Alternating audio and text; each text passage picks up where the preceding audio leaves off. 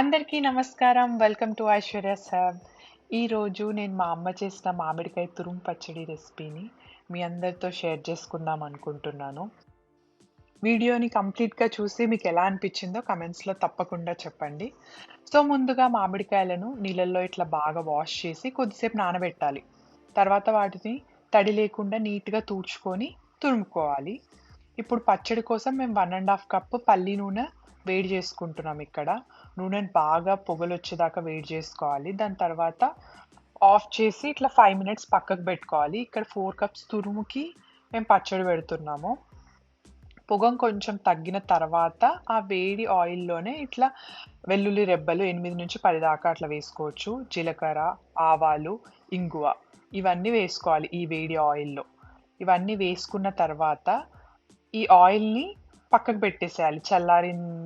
చల్లారిన తర్వాతనే మనం నెక్స్ట్‌వన్నీ యాడ్ చేసుకోవాలనమాట. సో, మేమిక్కడ వదిలేస్తున్నాం. ఇక్కడ చల్లారింది. కావాలంటే మీరు చేయి పెట్టి చెక్ జేసుకోవచ్చు. అసలకి వేడి అనేది ఉండగూడదు. సో, ఇక్కడ మేము 4 కప్స్ తురుము తీసుకున్నాం.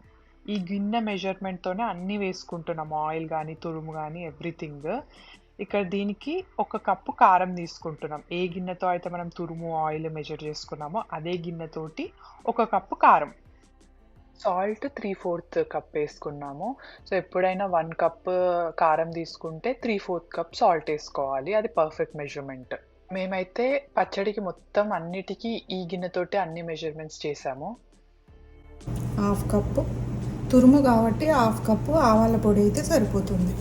అదే రెగ్యులర్ మామిడికాయ చట్నీ అయితే ఒకటి కారం, 3/4 ఉప్పు, ఒకటి ఆవా పొడి వేసుకోవాలి.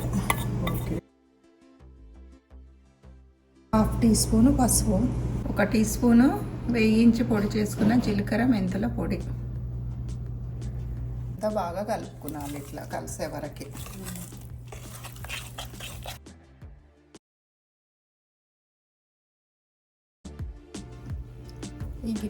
ఈ బౌల్తో 4 కప్పుల తురుము అయ్యింది. అన్నీ బాగా కలిసేలా కలుపుకోవాలి.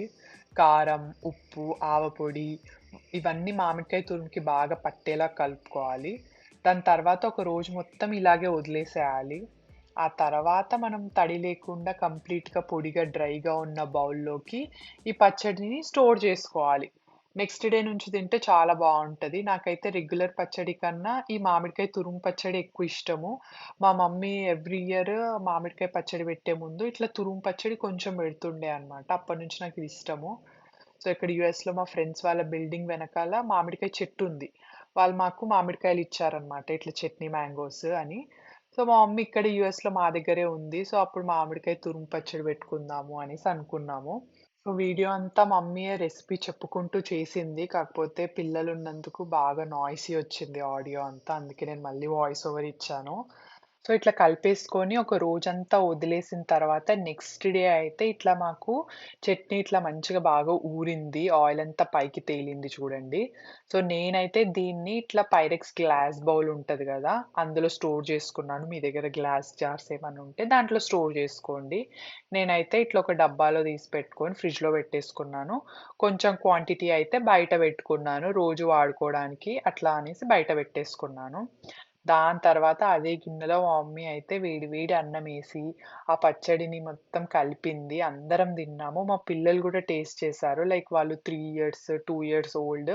వాళ్ళు గూడా తిన్నారు. లైక్ కారము అట్లా ఏమనకుండా మంచిగా ఎంజాయ్ చేశాం మేమందరం అయితే. సో, చూసేసారు గదా! చాలా ఈజీగా చేసేసుకోవచ్చు మామిడికాయ తురుము పచ్చడి. మీ అందరికీ నచ్చిందనే అనుకుంటున్నాను. మీరు కూడా ట్రై చేయండి. ఎలా ఉందో నాకు చెప్పండి కమెంట్స్‌లో. సో, మీకు గనక నచ్చితే ఒక లైక్ చేయండి. అండ్ మీ ఫ్రెండ్స్ అండ్ మీ ఫ్యామిలీ మెంబర్స్‌తో షేర్ చేయండి. సో, ఇట్లాంటి ఇంట్రెస్టింగ్ వీడియోస్ కోసం subscribe to Aishwarya's hub. See you in next video. Bye.